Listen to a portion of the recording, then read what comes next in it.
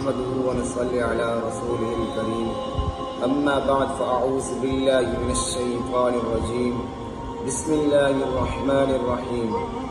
برادران اسلام، آج کا یہ موضوع ہم آپ کے سامنے پیش کر رہے ہیں۔ حضور اقدس صلی اللہ علیہ وسلم کا صدقے کے کھجور کے خوف سے تمام رات جاگنا۔ ایک مرتبہ نبی اکرم صلی اللہ علیہ وسلم تمام رات جاگتے رہے اور کروٹیں بدلتے رہے۔ ازواج مطہرات میں سے کسی نے عرض کیا، یا رسول اللہ، آج نیند نہیں آتی۔ ارشاد فرمایا کہ ایک کھجور پڑی ہوئی تھی، میں نے اٹھا کر کھا لی تھی کہ ضائع نہ ہو۔ اب مجھے یہ فکر ہے کہ کہیں وہ صدقے کی نہ ہو۔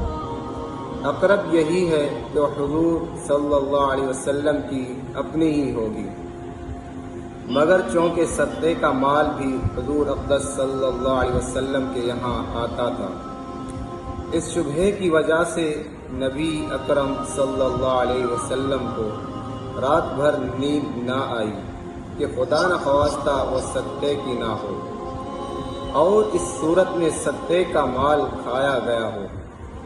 یہ تو آقا کا حال ہے کہ محض شبہے پر رات بھر کروٹیں بدلی اور نیند نہیں آئی۔